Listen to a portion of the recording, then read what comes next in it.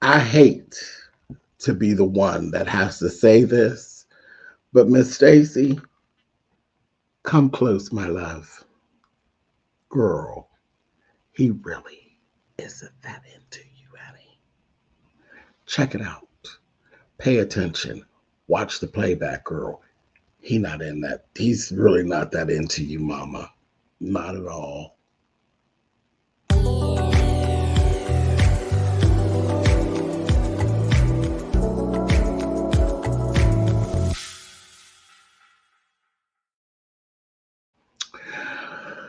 Okay, guys. Thanks so much for clicking the video and tuning in. This child. This is my review for Real Housewives of Atlanta. Lord, I don't even know where I'm at because it's just too much. I'm just in distress at this point. This is Real Housewives of Potomac, Season 9, Episode 3. And I hate to be the one to have to bring it to you, honey, but I'm going to have to give it to you, honey.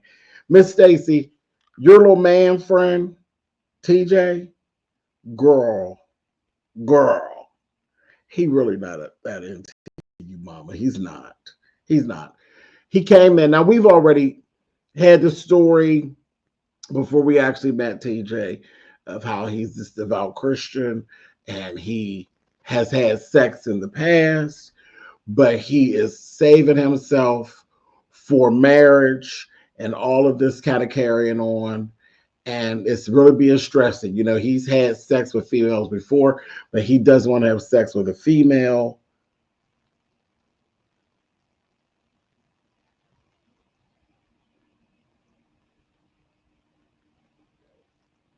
He doesn't want to have sex with a female until he gets married.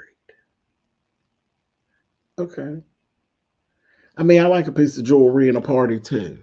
You know, it is what it is. I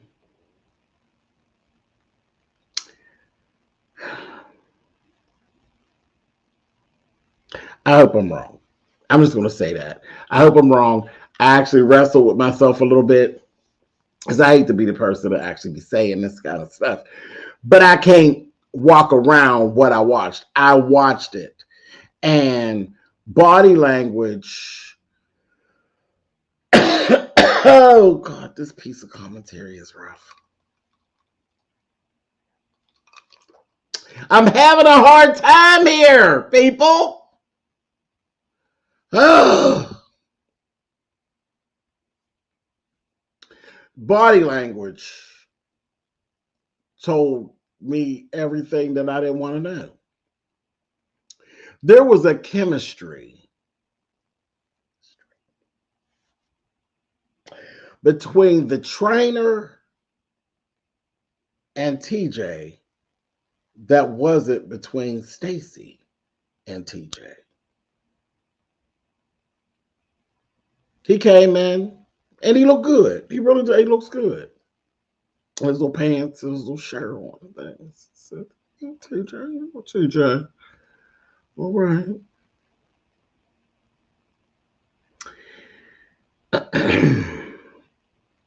And Stacy presented herself to him, hip thrust first, you know. Hey, it's my man. Yeah,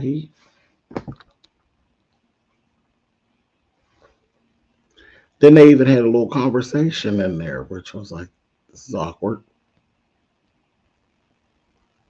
On a scale of 1 to 10, how much do you want to sleep with me? And that motherfucker said K, which means not at all. I was like, I don't know what that K for not at all. Last I heard K is like 1,000. But K, he said K was for not. KNOT, honey, I guess. Not. And he felt it like he seemed very awkward when she was touching him, or even like in the vicinity of like touching him. You know, she's trying to back up on him when she was doing the weights and this, that, and the other. But coming into the room, he basically couldn't keep his hands off the trainer because she thrusted him coming in, and he was like, okay. And he said, oh, let me do this. Now y'all go back and watch it. Let me do this. And he went around and hugged the trainer and patting the trainer. Yeah, I said, oh, my. When you do that, I am LGBTQIA all day. Okay. I ride the rainbow like you ride a unicorn, honey. When you roll up on a trainer and pat him down like he at the club, I said, oh, trainer was cute. Very cute guy. What TJ had to say wasn't wrong. Just the fact that he noticed that he running from Stacey and patting down the trainer. I said, what the hell? And then when he went to leave, he hugging on.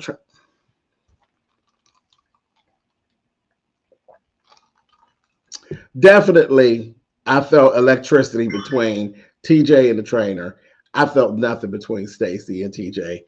And when it comes to TJ, honey, it was giving, can't keep my hands to myself. I said, okay. There it is. I said it. Be mad at me. I said it. It's how I felt.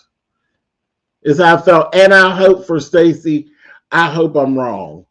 But you know how you be sitting in the midst of secondhand embarrassment? That's how I felt. I was like, oh, ah! Girl, I hate this for you, honey. And when he grabbed that man up in that embrace and then patted that man, it was just too much for me. I hope I'm wrong. Okay. If I said too much, y'all tell me too much, but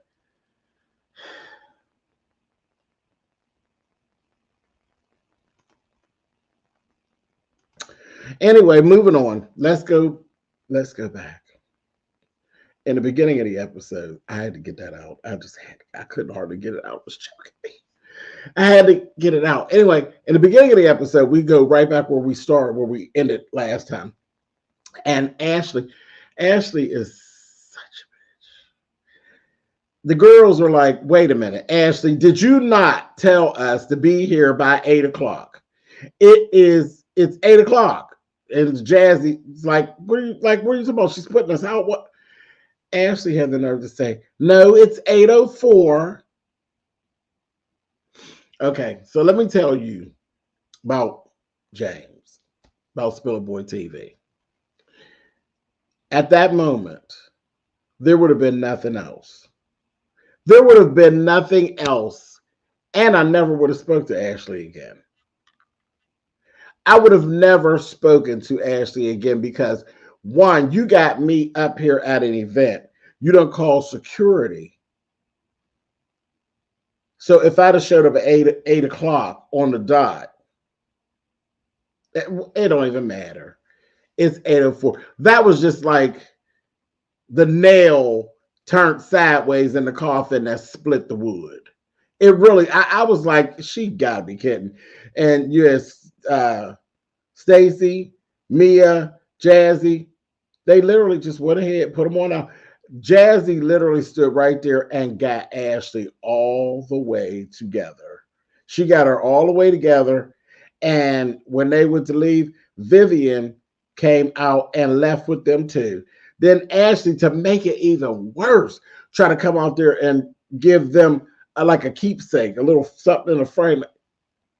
Jazzy politely closed the sprinter door on her. Girl, bye. But I never spoke to her again. That was just like insult upon injury. Like that was just so rude and so out of pocket. I never spoke to her or Gizelle again. That'd have been the end of it. There'd have been no more scenes for us to do, no nothing, because I would have had nothing to do with them. You don't take me nowhere and try to embarrass me in front of people. And I wouldn't have showed out. I'd have just left, but that'd have been the end of it. We wouldn't be dealing with each other, not at all. So next we see Jazzy, Stacey, and Karen. And they're just over there at Stacey's house, and they're discussing the situation. And Stacey, you and this dog just kissing folks all in because the dog's like licking people. And Karen, I can't stand it. People that got dogs and cats, and the animal is all over the guests. Do something with that vermin, honey. Like, what is going on? I mean, listen. Go on. See, here we go. Go on and get mad. You love your pets. Everybody doesn't love your beast. Everybody's not in love with your beast, honey. And it's all on people's clothes. And you know, dogs and cats, my brother got a little dog. Child, that little dog, I told my brother, I said, listen, back up off of me. I got on these here dress pants, honey. And if he runs these dress pants, you and I are going to run right back to the fabric store, honey. That's where we're going to be going. But then I'm going to charge you. You catch that? We're going to run on back to the fabric store. And then I'm going to charge you the cost of me making pants custom and tailored. Because I ain't asked your beast to jump up on me, honey, and run my pants with his fingernails or toenails or whatever kind of nails them is on his paws, honey. Tell your dog keep his paws off of me, honey. But you know, they jumping all up on people and carrying on. And now you holding the dog up. You know, it's one of them little shitters. You got it and you carrying it and you coming to the door, just licking people all in the face. Child, and the way it just ran up in Karen, child, it probably gave that dog went up and licked Karen all in her mouth. She had just got done licking Ray in the mouth. Wasn't that enough? Her day was already ruined, honey. Anyway, moving on.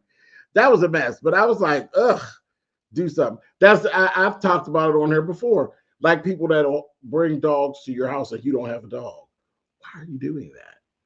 If I don't have a dog, that means I'm not interested in a dog, right? And dogs and cats are cool in their environment. This not their environment. If I wanted one, I'd have one. People bring their little dog over and put their dog up on your couch. And then look at you like you crazy when you ask everybody to leave. Visit over. Get out. Dogs don't belong on couches that don't belong to you. Get out of here. That's ridiculous to me. People have no couth. Anyway, moving right along. When Jazzy called the GNA, which is Gizelle and Ashley, gangsters and alcohol, I fell on the floor. I said, oh, I think I'm going to like Miss Jazzy. Miss Jazzy reads, honey. Well, she told Miss Ashley, honey, I would have rather not even been invited. I'd have rather not even been contacted for this. I said, Miss Jazzy, yes, girl. Yeah, I think I like her, honey. She groovy. So that was that. Karen just flat out was like, listen, Ashley, your gifts at my party were shade. The 4 Uber cards,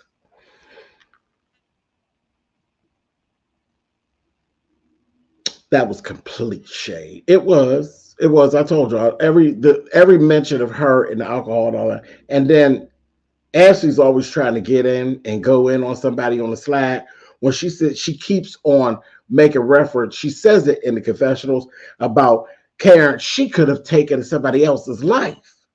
But when she said it to her face, I was like, Karen, cuss her ass out.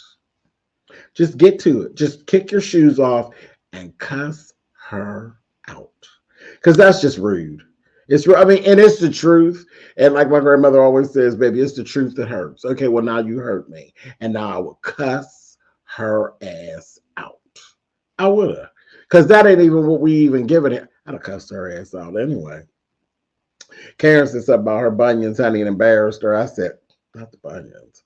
Anyway, that was a mess. And the girls just said, they said, I want an apology from Gizelle. I want an apology from Gizelle. Ashley apologized, but I was like, Gizelle, I ain't get ready to apologize to nobody for nothing. Have y'all not met Gizelle, honey? She didn't apologize to nobody. Anyway, so that was that. Then we found out, that Mia is taking everybody on a trip to Lake Norman, North Carolina. And I'm like, okay, that's going to be interesting. And it's going to fall right in the same time as Wendy's birthday. So it's like, okay, cool. Then we get the scene with Wendy's mother. Wendy's mother, bless her, and I'm not going to drag Wendy's mother. I'm not going to say anything bad about Wendy's mother. But Wendy's mother is extra. Yeah, she's extra. She's always been extra. You know, no matter what season you came in here in, she's always been extra. And I get such anxiety when she comes. I'll be like, oh my God, I don't want to say that bad about this lady. I don't. And it really, because it's the thing, because I could really go there, but I don't want to. I don't want to. But there's so many things about Wendy's mother. I'll just be like, oh, get her out of here. She be just doing a lot. But she's over there, baby. And the husband brought her a little wine, and she comes in to make this authentic home cooked meal. And I was like, that was very interesting. But I get it. You know, Wendy's over there doing that cute cooking, honey. And mother come through and said, baby, now we can ready to have some good old traditional dishes. And I don't care if this piece of fish stinks up your kitchen. Now, listen, don't play that fish stuff, honey. It was unwrapped and just thrown down there in the freezer. I was like, I bet that is going to stink up the place. Like, what is that all about? I was like, wrap it up at least. Put a saran wrap or something on it. I was like, oh, I don't know about that. But let her go. Let mother burn. Let her do what she do. But Wendy's husband brought her her cocktail, baby. She was praying over the cocktail. She said, Mommy, are you praying over your alcohol? She said, yes.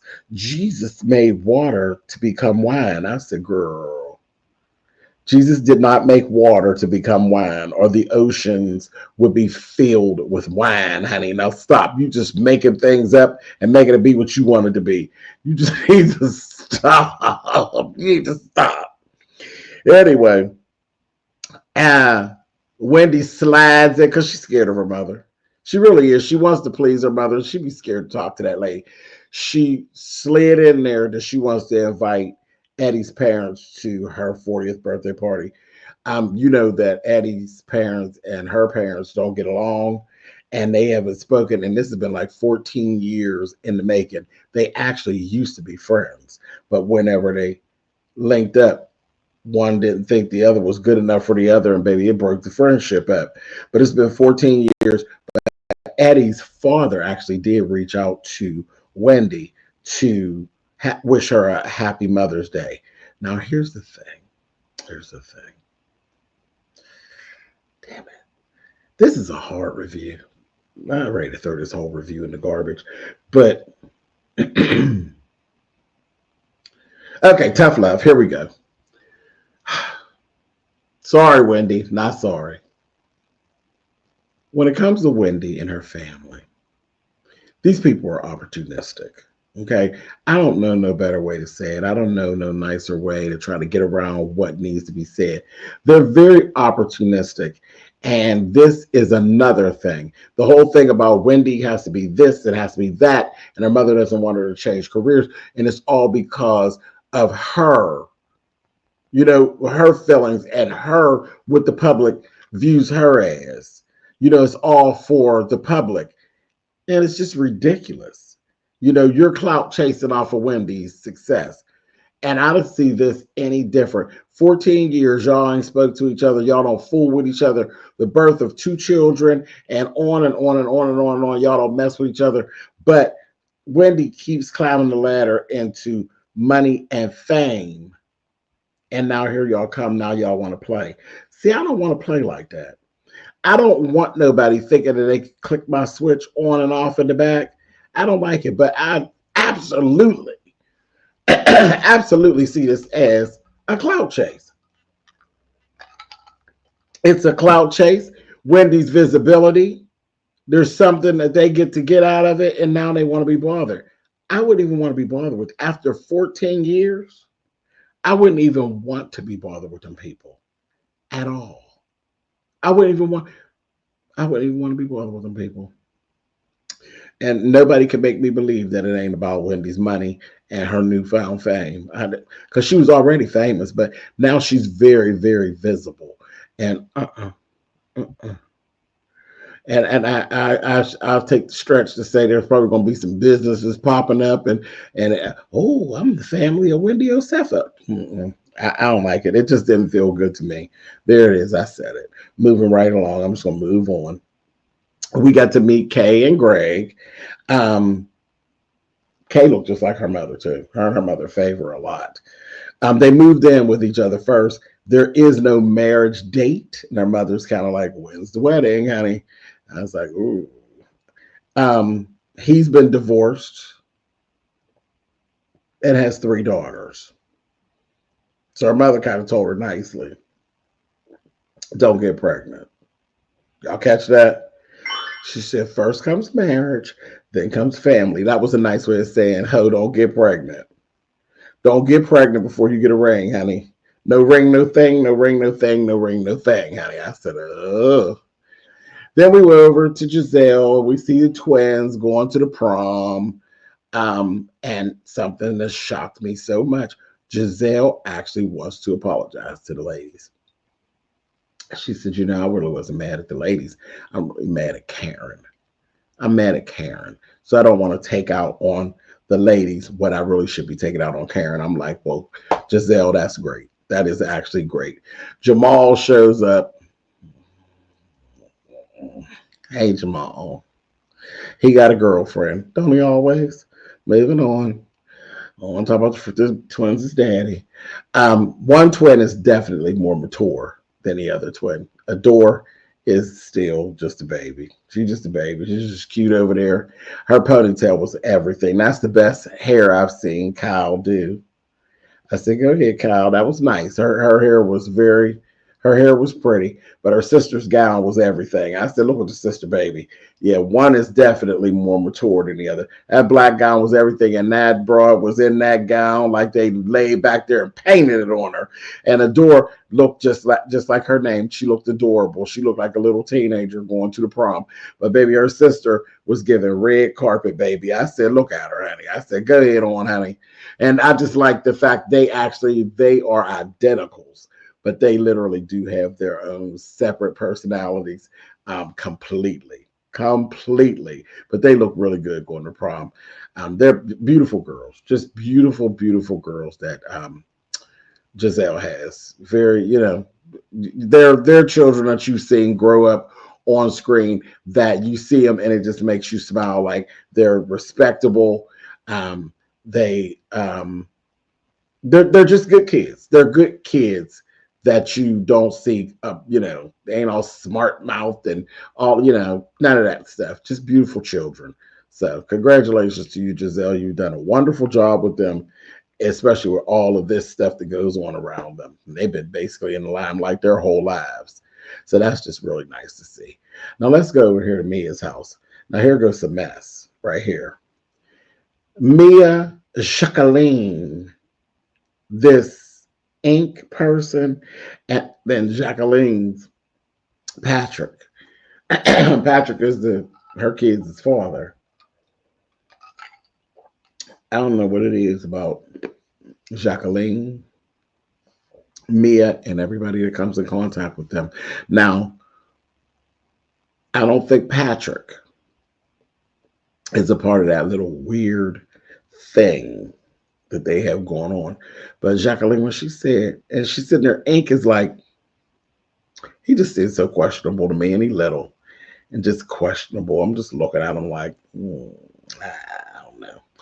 But Jacqueline just busts out, says, oh yeah, you know, they're like, well, why do you call him PP? Oh, I call him PP because it's like, you know, we're like, you know, post-parenting, like we're not together per se, we're just co-parenting, and he does a great job. You know, we're doing a good job. We're learning how to parent after, you know, so it's like post being together and parenting. And I call him PP because he got a big PP. Now you tell me, why did Ink need to know that Patrick had a big PP? Why do anybody need to know that Patrick got a big PP? Patrick is cute. I mean, Miss Jacqueline, out girl. And you said it's so enthusiastic. Y'all ain't together, but I think you probably be still trying it out every now and again. Yeah. Okay. But why do you want to tell people that? And Mia's like, and then we also found out that Ink used to try to go out with Jacqueline after him and Mia broke up. I said, there y'all go again, sharing men. And then y'all are having this little party, this little gathering, and y'all sitting there talking badly about G. I don't know about anybody else, but it really does bother me when Mia sits with other people and speaks badly about G. It ain't no good look. It's not cute. It really isn't cute to me. I just don't like it. I think it's horrible. Anyway, then there was another scene with Mia and Ink. And I said, y'all giving me good girlfriends tease, and both of y'all are some messy bitches. You and Ink. Y'all the little messy bitch and the big messy bitch. And they didn't call Gizelle Auntie Ink. Ink calls Gizelle Auntie. I said, does she know? Because I'm sure she'll read you all the way down for filth about that. And then they were laughing at Karen and her whole situation. Like Mia thinks the whole thing is a joke. Even when she talked to Karen later on when they were actually getting to Lake Norman. Well, Karen, it's on the internet, Karen. She's being very condescending and playing in Karen's face, but I think Karen's going to handle her later. Keep it up, Mia. You're going to be crying again. Crying again. Anyhow, then they were having this little sit down right before time to leave for Lake Norman. Stacy and Ashley end up getting into it. And Stacy was like, Ashley, wait a minute. Like, I told you things when it was just you and you just spilled all my tea to the whole group of ladies. Like, I didn't ask you to spill my tea to the lady. Well, girl, I mean, I thought you just, and I just, you always thought. That's always you, Ashley. Stacy, welcome. This is what Ashley gives, girl. You don't tell Ashley nothing you don't want nobody to know. Or there's pieces, listen, telephone, telegraph, teleash, honey. Tell Ashley and everybody's going to know that's who she is. And she don't care that she play dumb. That's what Ashley does. And that's where we kind of ended out. The girls are actually, they're all coming from their directions and they're all on their way to Lake Norman. And I think it's really get ready to turn up as of next week. But I'm going to go ahead and I'm going to leave now because I've really said a whole lot. Like I said, I didn't want to talk badly about Wendy's mother, but some things I just had to say. I didn't really want to talk bad about TJ, but TJ, pretty touchy-feely. And I'm gonna go now. I will talk with y'all later. Y'all have a good one. See y'all next week.